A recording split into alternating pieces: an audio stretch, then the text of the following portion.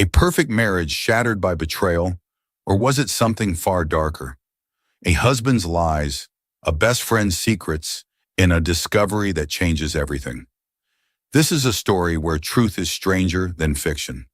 Welcome to the True Crime Studio, where we uncover the hidden and the shocking. Don't forget to like, subscribe, and hit the bell for more gripping stories you won't want to miss. The silver anniversary band felt heavy in Caroline's coat pocket as she navigated through the bustling streets of downtown Chicago. 15 years of marriage wrapped in burgundy velvet, waiting to surprise Michael at his office. The spring air carried a hint of warmth, matching her excitement about their upcoming anniversary celebration. At 39, Caroline had mastered the art of balancing her successful career as a financial consultant with being the supportive wife everyone admired. The elevator ride to the 23rd floor of Preston & Associates felt longer than usual. Caroline checked her reflection in the mirrored walls, smoothing her honey blonde hair and adjusting her cream blazer.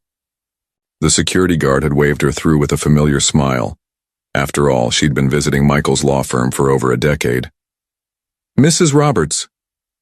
Michelle, Michael's secretary, jumped slightly at her approach. "I wasn't expecting you today." Something in her tone made Caroline pause, but she dismissed the warning bell in her mind. "Just surprising Michael for our anniversary." Caroline smiled, already walking past the desk.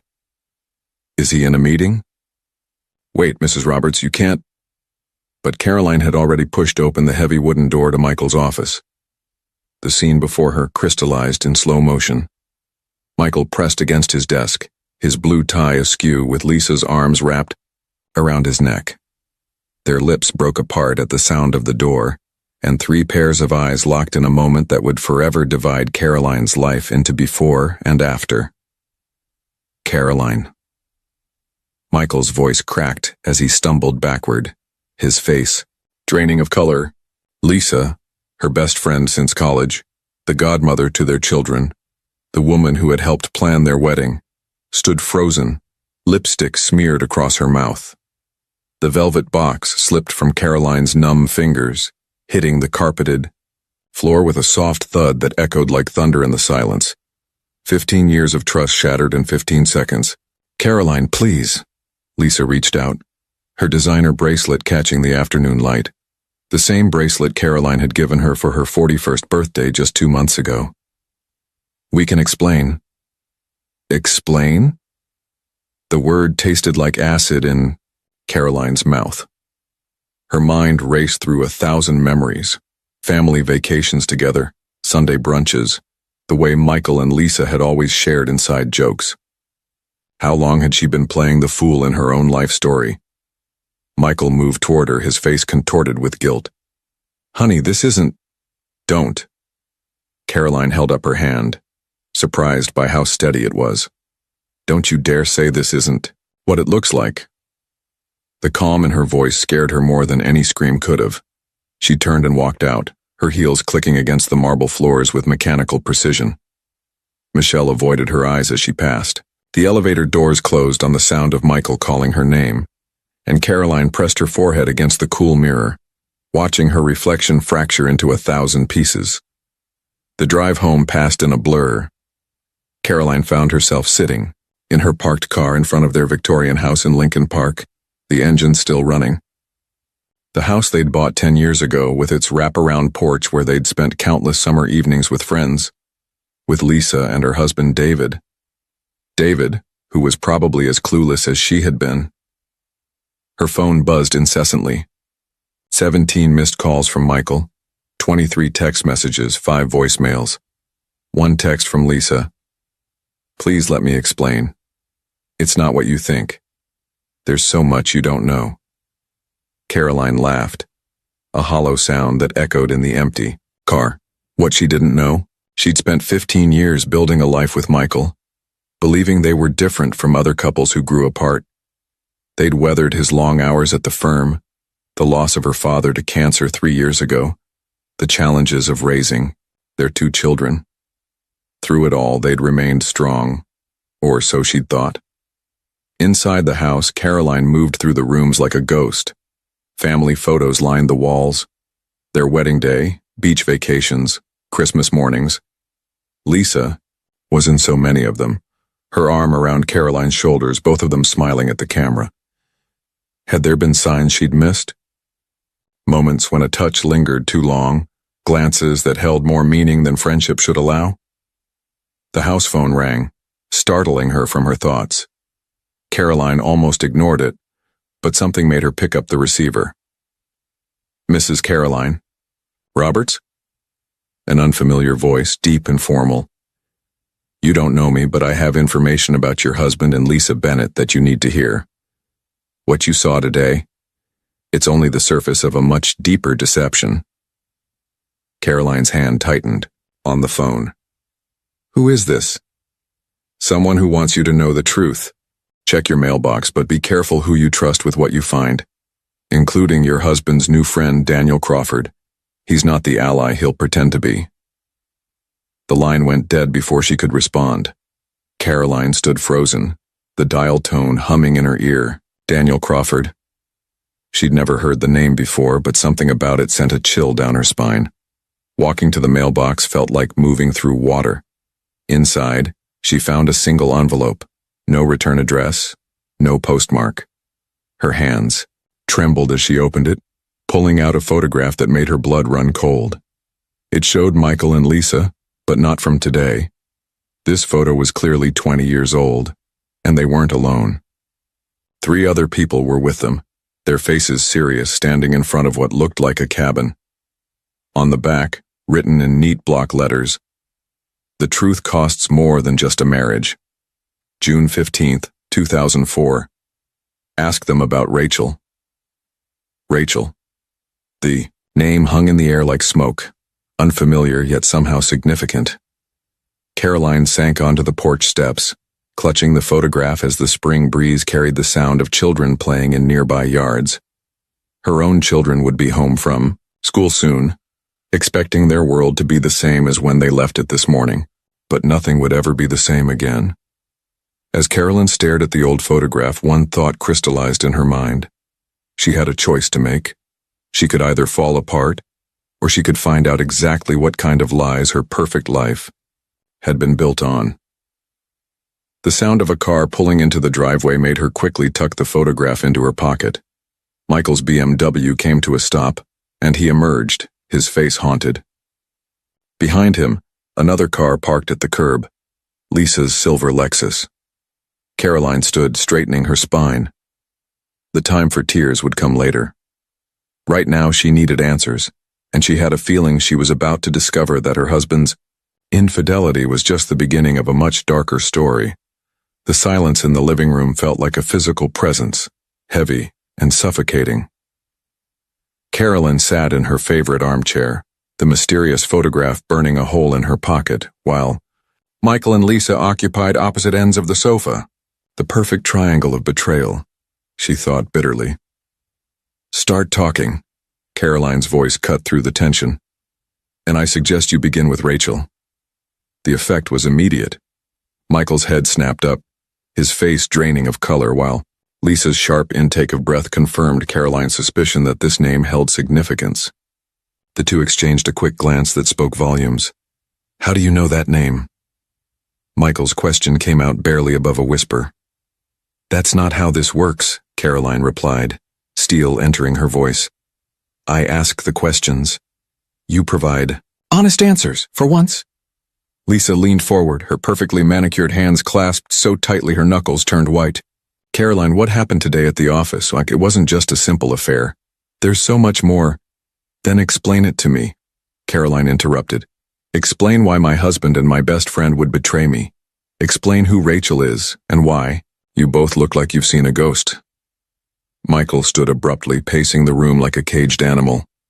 We can't. It's not just our secret to tell. There are people. Agreements were made. Agreements? Caroline pulled out the photograph and tossed it onto the coffee table. Like the ones made in this picture. The reaction was explosive. Lisa gasped, covering her mouth with trembling hands while Michael snatched up the photo as if it might burst into flames. Where did you get this? It seems I'm not the only one interested in your past. Caroline watched their reactions carefully. Someone wants the truth to come out. They called me right after I left your office. Who called you? Michael demanded, his lawyer persona emerging. What exactly did they say? They mentioned someone named Daniel Crawford. Caroline noticed how both Michael and Lisa tensed at the name. Ring any bells? Lisa shot to her feet. We need to go, now. Michael, we can't do this here. You're not going anywhere. Caroline's tone brooked no argument. Not until I understand what's really going on. 20 years ago, something happened at that cabin. Something involving Rachel and Daniel Crawford. I deserve to know the truth. Michael sank back onto the sofa, looking suddenly older than his 42 years. You don't understand what you're asking, Caroline. Some truths are better left buried. Like your affair? The words tasted bitter on her tongue. How long has that been going on? 6 months, Lisa admitted quietly. But it's not what you think. We never meant to hurt me? Caroline laughed humorlessly. Funny how betrayal always comes with that excuse. The doorbell rang, startling all three of them. Through the frosted glass, Caroline could make out a tall figure on their porch. Michael moved faster than she'd ever seen him, practically running to the window. One look outside, and his face turned ashen. Back door, now. He grabbed Lisa's arm. He's found us. Who's found you? Caroline demanded. But Michael was already pushing Lisa toward the kitchen. The doorbell rang again, more insistent this time. Caroline, don't open that door, Michael pleaded. Whatever he tells you, don't trust him. He's not. The sound of breaking glass from the kitchen interrupted him. Lisa screamed. Caroline ran toward the sound, only to find a brick on their kitchen floor, wrapped in a piece of paper. With trembling fingers, she unwrapped it, revealing a newspaper clipping from 20 years ago. Local college student still missing after Lake House tragedy. The article featured a young woman's photo. Beautiful, smiling, full of life. Rachel Anderson, age 21. Last seen at a private cabin near Lake Michigan. The same cabin from the photograph. Oh God, Lisa whispered, her face pale. He's going to tell her everything. The doorbell rang a third time. Caroline looked between Michael and Lisa, their faces masks of terror, then at the newspaper clipping in her hands. Making her decision, she walked to the front door and opened it. A man in his mid-40s stood on her porch, impeccably dressed, in a charcoal suit. His silver-streaked dark hair and patrician features gave him an air of authority, but it was his eyes that caught Caroline's attention, deep brown, and filled with an intensity that made her step back involuntarily. Mrs. Roberts, he smiled, though it didn't reach his eyes. I'm Daniel Crawford. I believe we need to talk about what really happened to my sister Rachel. Behind her, Caroline heard Michael's sharp intake of breath. The pieces were starting to fall into place, forming a picture far darker than a simple affair. Come in, Mr. Crawford. Caroline stepped aside, ignoring Michael's protests. I think it's time everyone told the truth. Daniel entered, his presence filling the room like a gathering storm. He nodded curtly to Michael and Lisa, who had moved closer together, their earlier intimacy forgotten in the face of this new threat. 20 years is a long time to keep a secret. Daniel's voice was smooth, controlled. Especially one that weighs so heavily on the conscience. Isn't that right, Michael? Lisa? You have no right to come here. Michael stepped forward, positioning himself between Daniel and Lisa. We had an agreement. Agreements become void when trust is broken, Daniel replied coldly. Just ask your wife about trust, Michael. Or perhaps Lisa can explain why she's been helping you maintain this charade all these years. Caroline's head spun with questions. What exactly happened to Rachel? That's what I've spent 20 years trying to prove. Daniel turned to her, his expression softening slightly. Your husband, Lisa, and their friends told the police it was an accident, that Rachel was drunk, went swimming in the lake at night and drowned. But there was no body, Mrs. Roberts. No real evidence. Just their word and a convenient story. It was an accident. Lisa's voice cracked. We never meant for any of it to happen. Then why hide the truth for 20 years? Daniel's question hung in the air like smoke. Why continue to protect each other, even to the point of destroying your own marriages? Caroline's mind raced, connecting dots she hadn't even known existed. The affair. It wasn't really an affair, was it? You were meeting to discuss this, because someone was threatening to expose what happened that night. Michael closed his eyes, defeat written across his features. We thought we could handle it ourselves. When the letter started coming 6 months ago, Lisa and I began meeting in secret. We needed to figure out who was trying to blackmail us, what they knew. And your solution was to let me believe you were having an affair? Caroline's voice rose with incredulity. Rather than tell me the truth about what happened 20 years ago? The truth? Daniel's laugh was cold. They can't even admit the truth to themselves, Mrs. Roberts, but I have proof now. Proof that what happened to Rachel was no accident, and your husband and his friends are going to finally face the consequences of their actions. The sound of police sirens in the distance grew louder. Daniel smiled, a predator's smile that sent chills down Caroline's spine. That would be the detective I contacted this morning, he said calmly. I believe he'll be very interested in the new evidence I've uncovered. Evidence that suggests Rachel Anderson didn't drown that night. Evidence that suggests something far more sinister. As red and blue lights began to flash through the windows, Caroline looked at her husband, this man she thought she knew so well, and saw a stranger. The affair had been a smokescreen, hiding something far worse. And now, as police cars pulled up outside their house, she realized her perfect life hadn't just been built on lies. It had been built on a foundation of buried secrets that were finally clawing their way to the surface. The police station's interrogation room felt colder than it should for a spring evening. Caroline sat alone, her fingers wrapped around a paper cup of lukewarm coffee, while through the window she could see Michael in another room, speaking with detectives. 3 hours had passed since they'd all been brought in for questioning. Detective Reeves, a sharp-eyed woman in her 50s, entered the room carrying a thick file. Mrs. Roberts, thank you for your patience. We've been reviewing the Rachel Yar Anderson case files from 20 years ago, and your husband's statement from that night raises some interesting questions. I'm still trying to understand it myself, Caroline admitted, watching as the detective spread old photographs across the table. Crime scene photos from the cabin, pictures of a younger Michael, Lisa, and 3 other people she didn't recognize, all looking scared and defensive. According to the original report, Reeves continued, your husband, Lisa Bennett, Christopher Wells, Amanda Torres, and Benjamin Parker were the last people to see Rachel Anderson alive. They claimed she went swimming after drinking at a party. The lake was searched for weeks, but no body was ever found. Caroline's attention caught on one detail. You mentioned 3 other names. Where are they now? That's where things get interesting. Reeves pulled out 3 more recent photographs. Christopher Wells died in a car accident 10 years ago. Amanda Torres disappeared 5 years ago. Her case is still open. And Benjamin Parker. She paused meaningfully.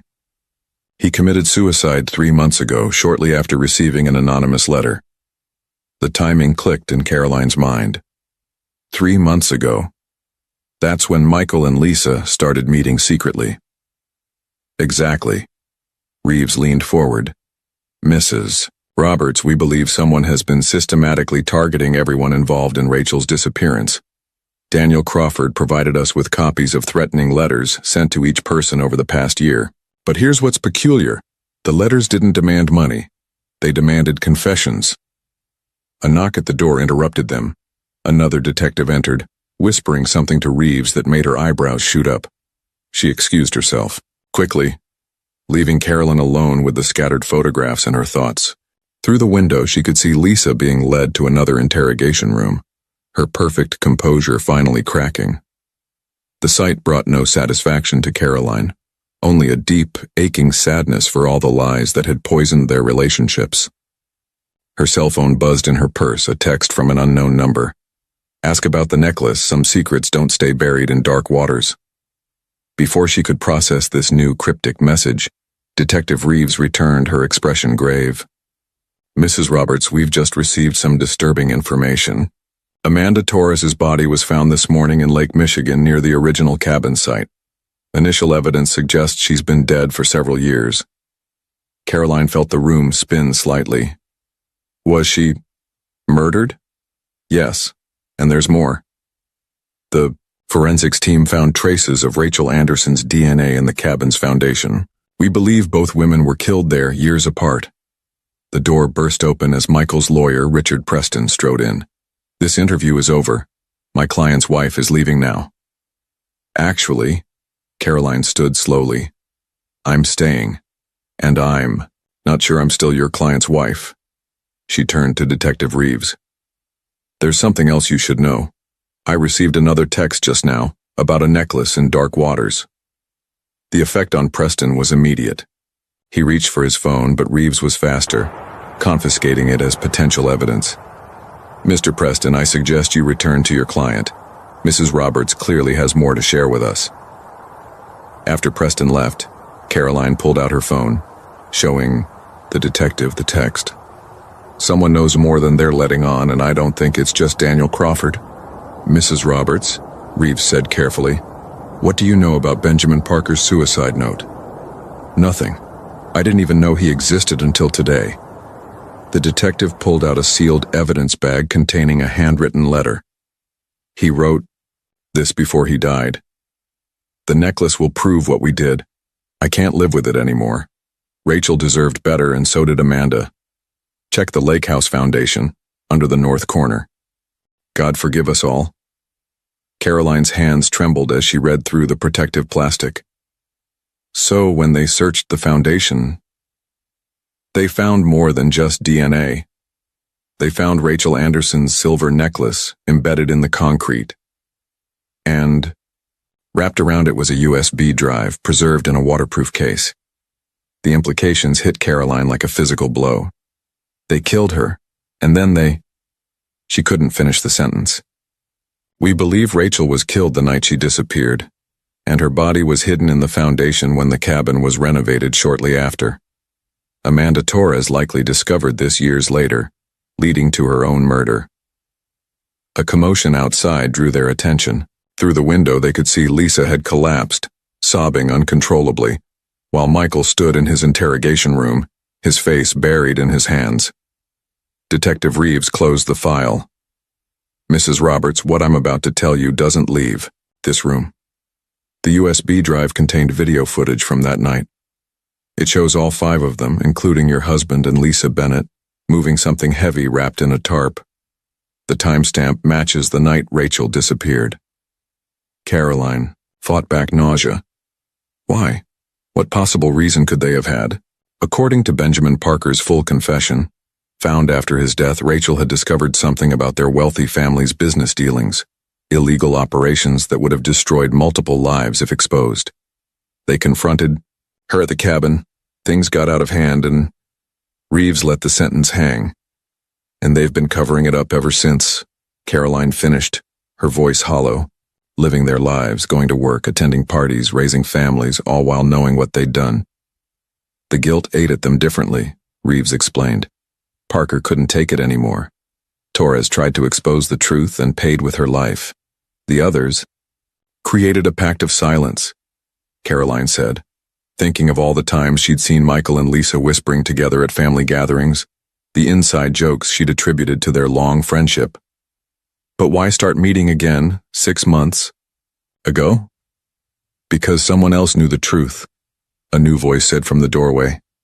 Daniel Crawford stood there looking grimmer than before. Someone who waited 20 years to play their final hand.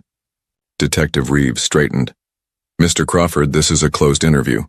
It's all right, Caroline said, studying Daniel's face. I think it's time we heard the whole truth, starting with why you really came forward now after all these years. Daniel's expression hardened.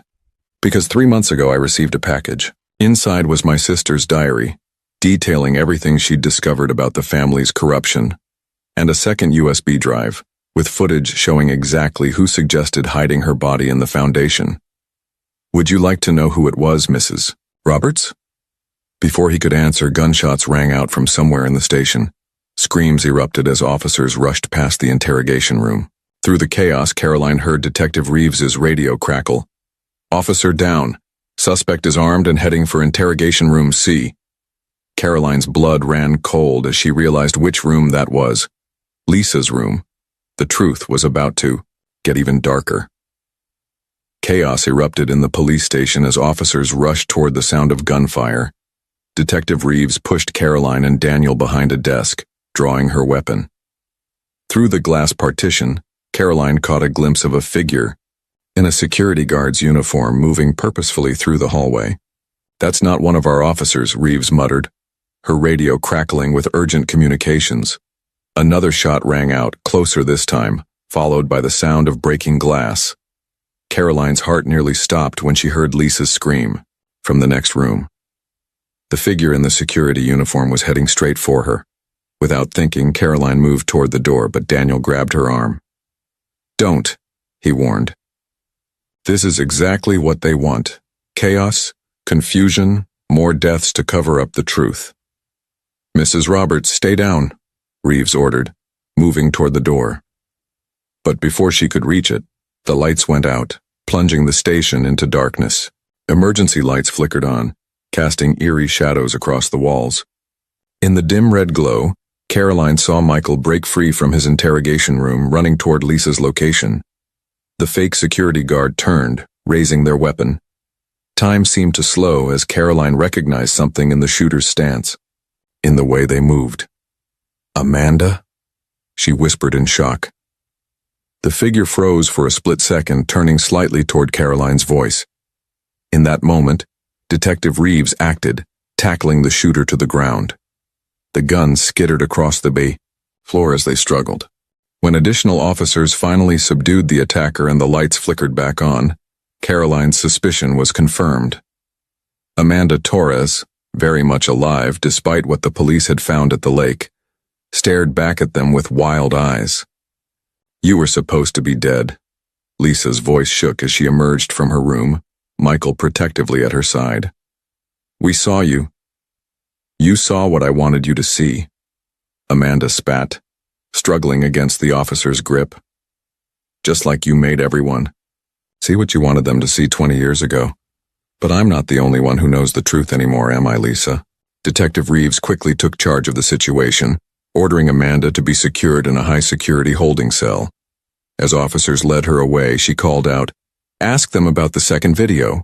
Ask about what really happened after Rachel died." The next hour passed in a blur of statements and security protocols.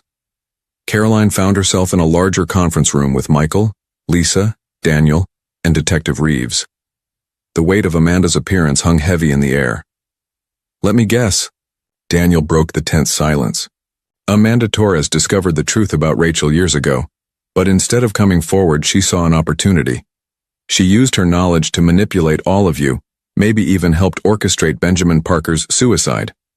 She contacted me first," Lisa admitted, her voice barely above a whisper.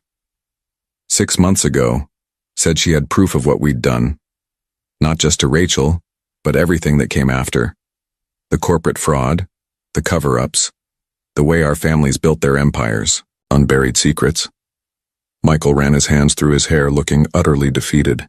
"We thought if we could find her, convince her to keep quiet, but she always seemed one step ahead. Then Benjamin killed himself, and everything started unraveling. The body they found in the lake," Caroline pieced together. "Amanda planted it to fake her death, to watch how you'd all react, to see if you'd finally break under the pressure." Detective Reeves laid out several evidence bags on the conference table. "We found these in Amanda's car, multiple burner phones, surveillance photos of all of you, and this." She held up a USB drive similar to the one found with Rachel's necklace. "It seems Miss Torres was quite thorough in documenting everything." "Play it," Daniel demanded. "Let's see what other secrets my sister's murderers have been keeping." The detective inserted the drive into a laptop, and grainy footage filled the screen. It showed the cabin from 20 years ago, but not from the night of Rachel's death. This was days later. A younger Michael, Lisa, and Amanda stood arguing with 2 older men Caroline didn't recognize. "That's Richard Preston," Michael said quietly. "And Jonathan Wells, Christopher's father. They helped us cover it up. Made sure the police investigation went nowhere." The video continued, showing Preston handling documents while Wells made phone calls. Money changed hands. The young group looked terrified but compliant. "They blackmailed us," Lisa's voice cracked. "Said they had evidence that would implicate us all in Rachel's death. They used us, used our guilt and fear, to help them hide their own crimes. The corrupt business dealings Rachel had discovered, it went all the way to the top of both families." Daniel leaned forward, his eyes never leaving the screen. "So you didn't just kill my sister. You let her murderers use her death to strengthen their criminal empire. Built your careers on her grave." "We were young, scared," Michael protested weakly. "We thought we had no choice." "There's always a choice," Caroline spoke for the first time in hours. "Just like you had a choice to tell me the truth months ago instead of letting me believe. You were having an affair. Every lie, every cover-up was a choice." Detective Reeves paused the video. "Mr. Crawford, the evidence you provided earlier combined with this new footage and Amanda Torres's arrest gives us enough to move on the bigger players. Richard Preston, the Wells estate, all of it." "It won't bring Rachel back," Daniel said, quietly. "Or erase 20 years of lies." "No," Caroline agreed, looking at her husband. This stranger she'd shared her life with. "But maybe it can stop 20 more years of corruption and death." Lisa suddenly straightened, her face draining of color. "Wait. If Amanda's here, then who sent the latest messages? The texts about the necklace, the warnings?" Before anyone could respond, Caroline's phone buzzed with a new message. The number was blocked, but the text was clear. "Final piece of the puzzle tomorrow. Noon. The cabin. Come alone, or Preston goes public with everything, including what really happened to Rachel Anderson's body after they moved it from the foundation. Some secrets are worth killing for. Just ask your husband what they did with the real evidence." The room fell silent as Caroline showed them the message. Michael looked like he might be sick. Detective Reeves immediately began coordinating with her team, but Caroline barely heard them. Her eyes were fixed on her husband, seeing the guilt and fear warring on his face. "Michael," she said softly, dangerously, "what haven't you told us?" The answer, she knew, would change everything. Again. The old cabin looked smaller than in the photographs, its weathered walls bearing 20 years of secrets. Caroline stood at the edge of the property line, watching the morning mist roll. Off Lake Michigan. Despite Detective Reeves's protests, she had come alone, or at least appeared to be alone. The police surveillance team was hidden in the surrounding woods waiting. The burner phone they'd given her showed 11:57 a.m. 3 minutes until the meeting that would finally reveal the last piece of this twisted puzzle. Michael's confession the night before still echoed in her mind, each word another nail in the coffin of their marriage. "We didn't just hide Rachel's body in the foundation," he had admitted, broken and hollow-eyed in the interrogation room. "When the investigation started getting too close, Preston ordered us to move it. But Rachel, she wasn't completely gone. The cold water had preserved enough to prove what we'd done." The cabin door creaked open, pulling Caroline from the memory. Richard Preston himself stood in the doorway, his expensive suit incongruous against the rustic backdrop. The man who had orchestrated 20 years of cover-ups and corruption looked oddly diminished in the harsh daylight. "Mrs. Roberts," he called out, "I assume you're wearing a wire. It doesn't matter anymore. Some stories need to be told in full." Caroline approached cautiously, her hand brushing against the recording device hidden beneath her jacket. "You were the one sending the messages, not Amanda." "Clever girl." Preston's smile held no warmth. Amanda Torres was a useful distraction. Her obsession with exposing the truth made her the perfect scapegoat, but she never knew the whole story. Inside the cabin, Caroline's eyes adjusted to the dim light. A laptop sat open on a dusty table, displaying what looked like old security footage. Preston gestured for her to sit.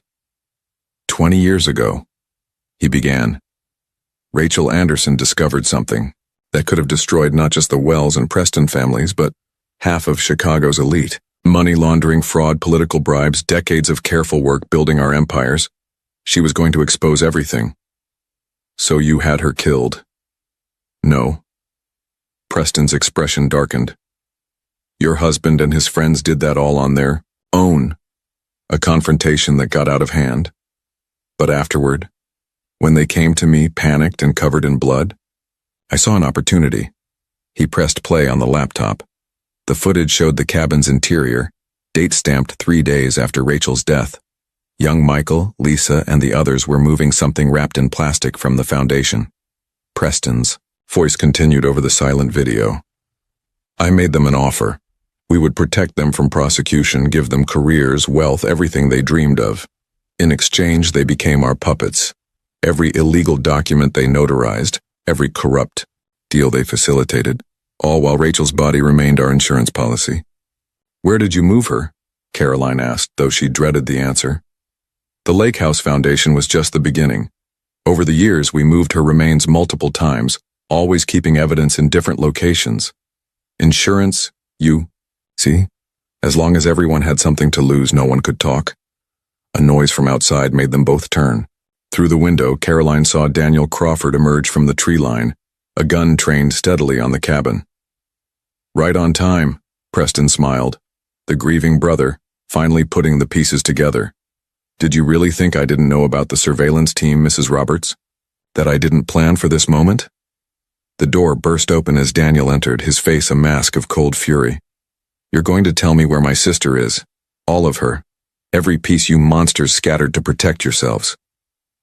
Daniel. Caroline started to rise, but Preston's next words froze her in place. She's here, he said simply. Under our feet. The foundation you're standing on? It's not the original. We rebuilt it 5 years ago, and this time we made sure she'd never be found. Ground-penetrating radar, forensic tests. Nothing will find her now. Daniel's hand tightened on the gun. You're lying. Am I? Check your phone. Mr. Crawford, the video should be arriving right about now.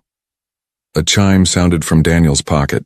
Still keeping the gun aimed at Preston, he pulled out his phone with his free hand. His face went ashen as he watched whatever had been sent. You recorded it, he whispered. You recorded everything. Every reburial. Every moment of their guilt. 20 years of insurance ready to destroy them all with a single upload. Your sister's death bought me 2 decades of absolute control over Chicago's most powerful families. Caroline's mind raced. Something wasn't adding up. Why tell us this now? Why risk everything after all these years? Preston's laugh was hollow. Because I'm dying, Mrs. Roberts. Stage 4 pancreatic cancer. 3 months to live at best. And I wanted you all to know. Every one of you who thought you could expose the truth, who thought you could unravel my life's work. That I won. Even in death, I won. No. Daniel's voice shook with rage. You didn't. He reached into his jacket with his free hand, pulling out a small device. A red light blinked steadily. Preston's smug expression faltered. What is that? A transmitter. Caroline realized hope blooming in her chest. Everything you just said, it wasn't just being recorded by my wire, was it? Live streaming, Daniel confirmed grimly. To every major news outlet in Chicago. Your confession, the video files, everything. It's all public now. Detective Reeves made sure of that. The sound of sirens filled the air as police vehicles approached the cabin. Preston's face contorted with fury as he lunged for Daniel's gun. A shot rang out, then another. Caroline ducked as chaos erupted. When the dust settled, Preston lay bleeding on the cabin floor, Daniel's bullet in his shoulder. Outside, she could hear Detective Reeves coordinating with forensics teams.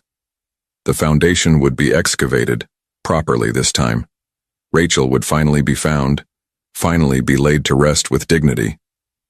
Hours later, Caroline stood watching the sun set over Lake Michigan.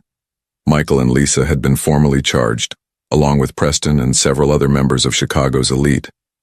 Amanda Torres had agreed to testify in exchange for a reduced sentence. The truth was finally fully exposed. Daniel approached, looking exhausted but somehow lighter. The DA thinks they can make a case for premeditated murder against Preston. The videos prove he was orchestrating everything from the beginning, using Rachel's death to build his empire. And Michael? Lisa? Voluntary manslaughter for Rachel's death. Conspiracy charges for everything after. With their cooperation, they might see freedom again someday. Caroline nodded, feeling the weight of her wedding ring on her finger. Slowly, deliberately, she removed it, holding it up to catch the last rays of sunlight. 20 years of lies, she said softly, built on one moment of violence and fear. All those lives destroyed, corrupted, ended. And for what? Money? Power? Fear is the most powerful motivator, Daniel replied. Fear of consequences, fear of truth, fear of losing everything you've built. But secrets don't stay buried forever. Rachel taught me that. Caroline dropped the ring into the lake, watching it disappear beneath the dark waters. Like Rachel, like the truth, it had been submerged for years. But unlike her husband's secrets, this was a weight she could finally let go. What will you do now? Daniel asked. Start over. Find out who I am without the lies. She turned to face him. And you? Make sure Rachel's story is told. All of it. The corruption. The cover-ups. People need to know what really happened here. As they walked away from the cabin, Caroline felt something shift inside her. The pain wasn't gone, might never fully heal. But with each step, she was moving toward something new. Something true. Behind them, forensics teams began their work, finally unearthing the secrets buried in blood and concrete. Rachel Anderson would have justice at last. This story reminds us that the truth, no matter how deeply buried, always finds its way to the surface. Caroline's journey teaches us the strength it takes to face betrayal, uncover the truth, and rebuild a life from the ashes of deception. If this story moved you, please like, subscribe, and hit the bell for more captivating tales from the True Crime Studio. Thank you for watching, and may your days be filled with honesty, strength, and hope. See you in the next story.